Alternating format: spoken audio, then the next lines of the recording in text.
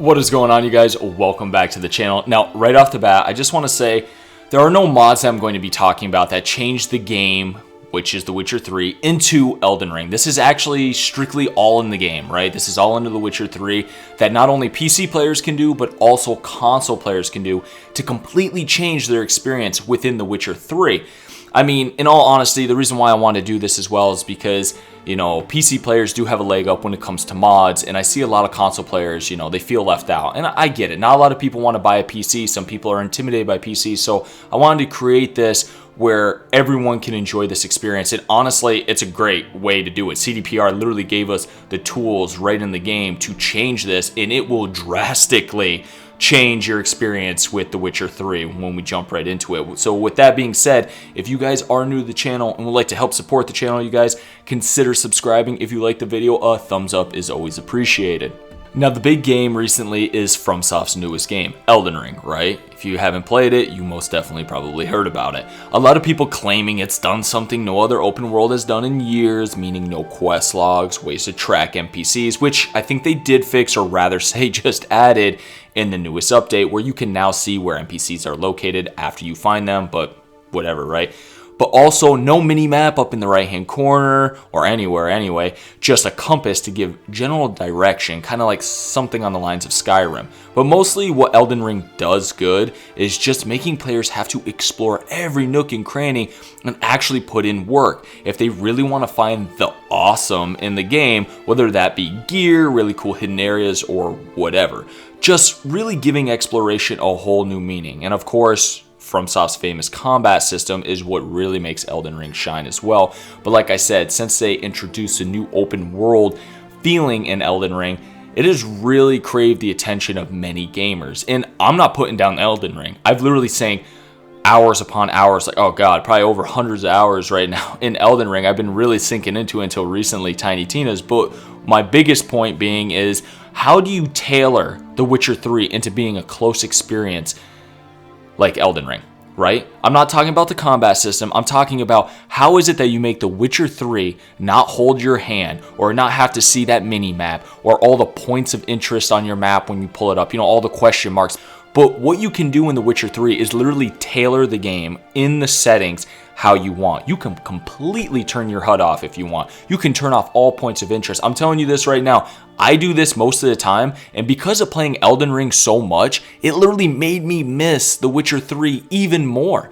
Because the narrative and the world building, and honestly, I feel more immersed into the game of The Witcher 3 than I do in Elden Ring. Elden Ring, it's fun because I like the combat and I do like exploring the world, but it is nowhere near, for me personally, on the level of The Witcher 3, where I can go into Novigrad or Skellige and literally see live towns, it feels like. It feels like everyone has their job to do. You can see the ocean waves, or you can hear, like, in the shipyard in Novigrad, you hear the guy like, oh, like he just yells when he's doing, like, they're working on the ships and they're doing, you literally feel like, wow, I feel like I'm here right now. That's why The Witcher 3 is still a masterpiece, you know? It just done things that a lot of games overlook and just don't do. And I just wanted to bring this to everyone's attention. I know it's going kind of far stretch here, so right now I'm going to show you what we can do in the settings so you can adjust it to have kind of like that no hand holding Elden Ring experience when it comes to exploration and difficulty level, because adjusting some of these settings will definitely add a whole new level of difficulty, kind of like Soulsborne type stuff, because you're not going to be able to see maybe enemy health bars, your health bar, or even have a mini map to help guide you. So let's break this down really quick. As you can see, Geralt has his Witcher medallion, which is health up in the left hand corner with buffs, his additional equipment in the lower left. We can see his mini map in the right hand top screen. That's all the default settings. If I pull up the main world map, we can see all the question marks on the map, you know, and see, that's a turnoff for a lot of people because you know there's something there in that area. You can see up here there's no question marks, but as you progress through the story, a lot more points of interest are going to pop up on the map. But see, all of these things you can adjust and turn off. That way you don't see any of this. But speaking of that, we'll jump right back into the world map. But coming back here to Geralt, like I said, you can see his health bar, you can see the mini map, his additional equipment down the lower left corner. You see his wheel when you pull up his signs. Everything is still here. This is a default setting. So if we go down into the settings, you can actually turn off the HUD completely. And if you turn off the HUD completely, this is literally what it looks like right here. You have no health bar, you have no mini map, you have no additional equipment, you have nothing. Talk about immersion. It's just you and Geralt. Now, if you actually hit the sign wheel, you know, if you want to choose like Igni or any type of sign or choose a bomb, whatever, you can see your additional equipment, you can see your buffs in the corner. But the cool thing is, say you are in a heated combat and you want to know how much health you got, just tap the sign wheel and look, the health bar flashes so you can see how much health you got, and the mini map up in the right hand corner will flash. Now going back to the world map, so like I said, we can see all the question marks, right? Here's everything. These are all called POIs, or points of interest. So if we actually go back into the settings, we can turn all of that off. And as you see right here back on the map, you turn off all of the points of interest. There's no more question marks on the map.